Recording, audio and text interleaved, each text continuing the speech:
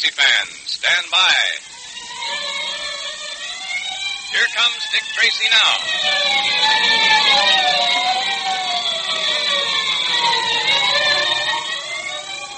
This electrically transcribed series of thrilling Dick Tracy detective adventures is brought to you by Quaker Puffed Wheat and Quaker Puffed Rice, those specially delicious, nourishing cereals that give you trigger-fast food energy because they're shot from guns.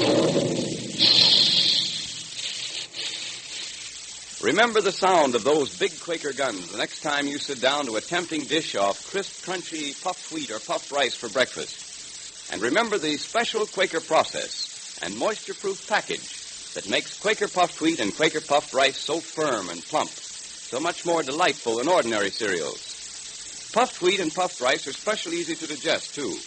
Each grain of sun-ripened wheat or rice is actually exploded to 8 times its normal size as it's shot from the guns. Each tiny, hard-to-digest food cell is unlocked, but all its quick food energy, all its goodness, is retained and released to you much more quickly and easily. So join the thousands of happy, healthy, puffed wheat and puffed rice fans tomorrow morning. Enjoy the tasty, nut-like flavors of those 2 swell cereals. Eat puffed wheat one morning and then puffed rice the next. Ask Mother to get a package of each from the grocer displaying the Dick Tracy Secret Service Patrol Headquarters sign right away.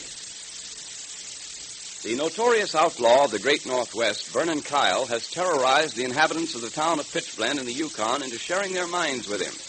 Kyle planned to force the miners to ship their pitchblende ore, containing radium, to Peel River by way of his airplane instead of dog sled, obliging them to pay very highly for the privilege. Dick Tracy's arrival inspired the downtrodden miners to refuse. Naturally, Kyle's next move is to do away with Dick Tracy. In our last episode, Dick was sitting in the cabin of Captain McKean of the Northwest Mounted Police when he noticed a sinister figure lurking at the window. Dick immediately started talking to Junior in code. What was Dick saying?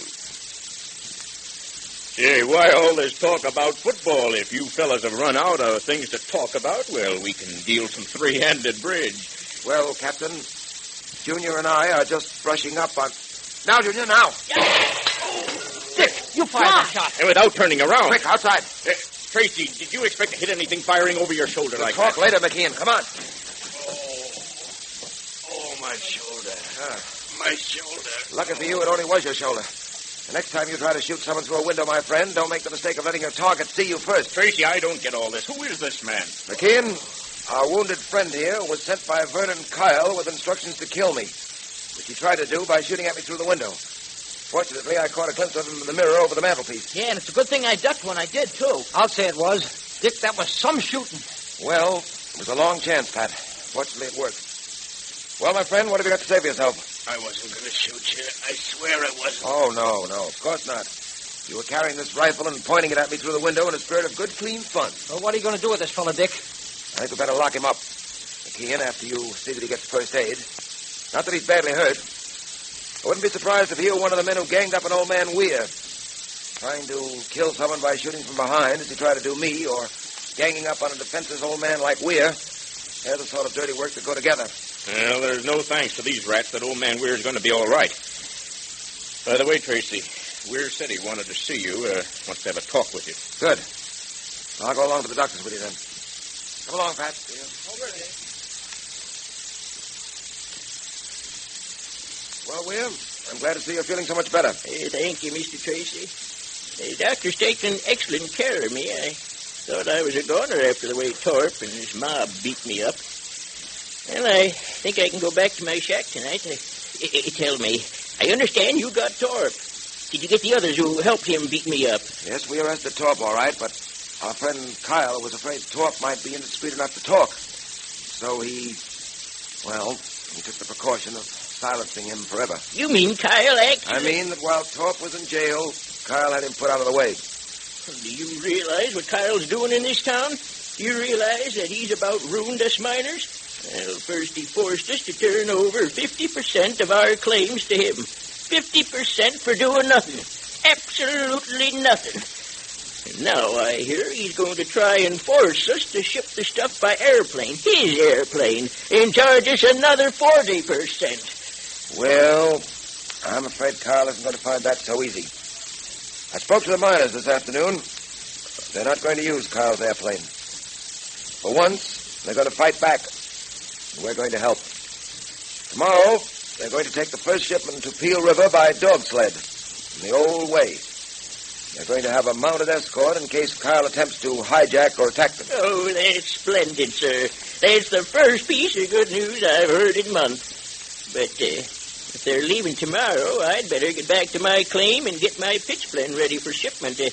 My stuff might as well go along with him. Yes, you're right, Weir. Before you go, let me give you one word of advice. I know how you feel about Kyle.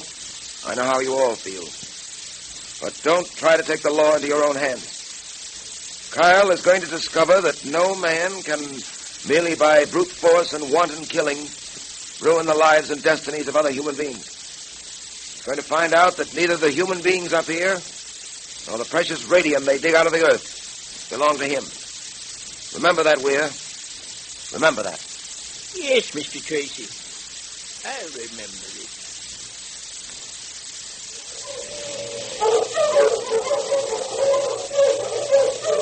Well, Tracy, the dog sleds are about ready to start for Peel River. Still feel you want to send Patton along with them? Yes, I do. We've agreed, haven't we, McKean, that Vernon Kyle will make some sort of attempt at stopping these dog sleds before they get to Peel River? Well, there's hardly any doubt of that. But I'm sending along a mounted escort, headed by Remington. Yes, I know. But you don't object to Patton going along, too, do you? No, certainly not.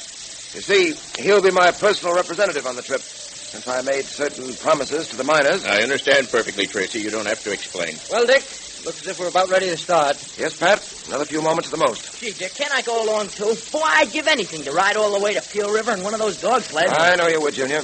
But I'm afraid this trip isn't going to be a pleasure jaunt. There may be trouble. I'd rather you stayed here with me. Well, all right, Dick. Anything you say. Tracy, look. There's Vernon Kyle. He's coming over toward us now. Yeah, I see him. It'll be an interesting interview. Very interesting indeed. Well, if he starts anything, I'm going to let him have it right from the ground. Oh, easy, Pat. Let me handle it. Well, if it isn't the famous Mr. Tracy, huh? What are you doing, giving the miners your blessing before you send them out into the great beyond? Kyle, to put it bluntly, and that's the only way I'll put it to you, you're not welcome here. Oh, I'm not welcome, Tracy. I'm welcome everywhere. I run this town, and every place I go, I'm welcome. I think you've just about worn your welcome thin, Kyle. Is that so? Well, let me tell you something, Tracy. Hold on. You can say your piece without poking me in the chest with that riding whip of yours. Now, get this, Tracy. Whether you like it or not, I run this town and the people in it. In the first place, I don't like it. In the second place, you're not running this town any longer. Now, listen, those miners may think they're saving money by shipping their stuff through to Peel River by dog sled, but they're not. They're going to find it's a lot more expensive. Huh. Your anxiety to save money for them is very touching.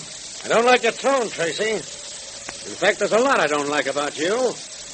That goes for you, too, Patton. Don't tap my arm with that riding whip again, Kyle. Oh, you mean like this? Why not, Patton? Oh, that's why, Kyle. Pat. Oh, I'm sorry, Dick. I know you asked me not to, but I just had to get one poke at that guy. I've got to admit it was a pleasure. So it was a pleasure, was it, Patton? Yeah. Well, you'll be sorry for this. On your way, you drugstore cowboy. I think your business with us is over, don't you, Kyle? Well, we'll be meeting again. That goes for you, too, Patton. I'm going. But before I go, you better take a tip from me. Get those miners to change their minds. Tell them to ship their stuff out by plane. My plane, Tracy. Because if they don't... Yeah, if they don't? I'll be seeing you around, Tracy. I'll be seeing you around. I should have hit him again just to make sure. Take it easy, Pat. Sorry you hit him the first time. But after what he... Shouldn't have lost your head, Pat. Nothing was gained by that. It relieved my feelings. Well, as a policeman, you're supposed to keep your feelings under control. Remember that. Well, okay, Dick. I'm sorry. Mr. Tracy, the dog teams are all ready to start. All right. Now listen to me, you men. You're going to take these sleds through the Peel River. Don't let anything stop you. You know as well as I do that there'll be an attempt to stop you.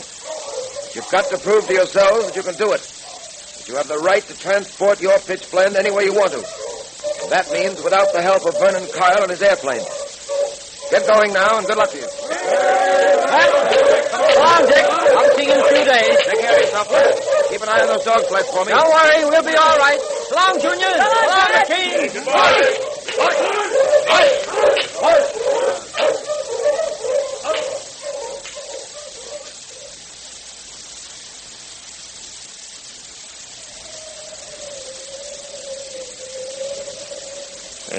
terrible night, Tracy.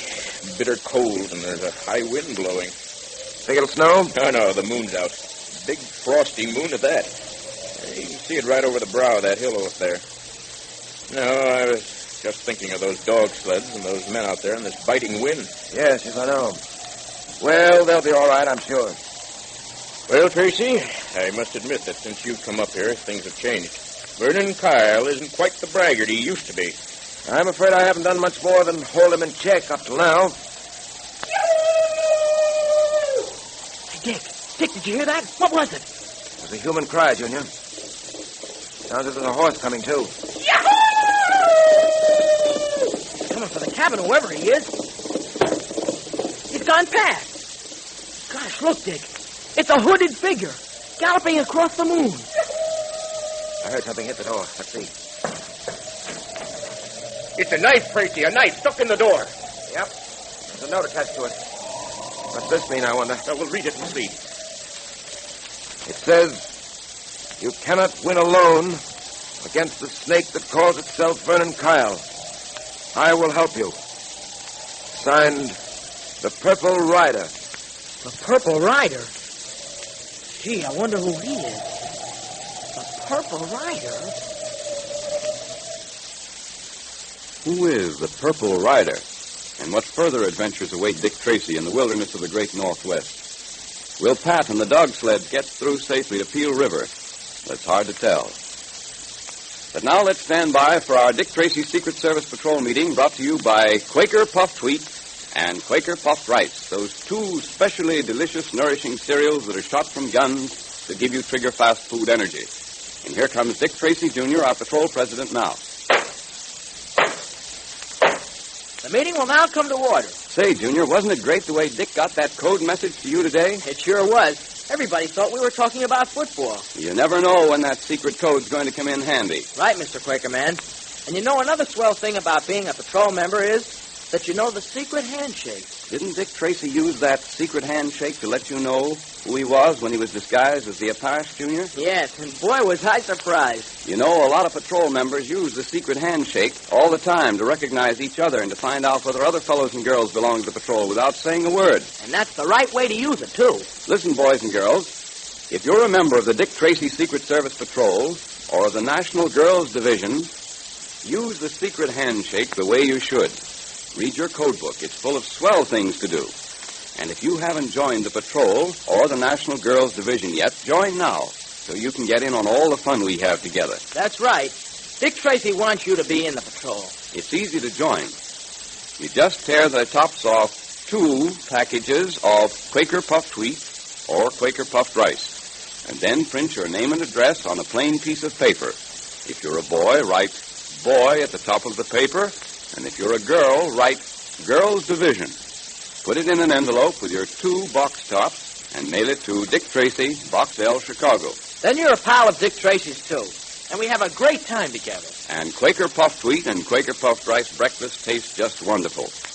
These 2 delicious cereals are shot from guns to give you trigger-fast food energy. So look in the pantry today. And if you don't find any of those famous red and blue packages, ask Mother to get you some of each at the grocer's right away.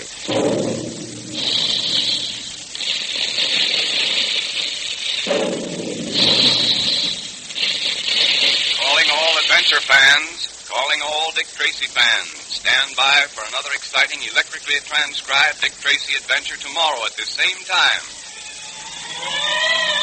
There goes Dick Tracy now. That is all.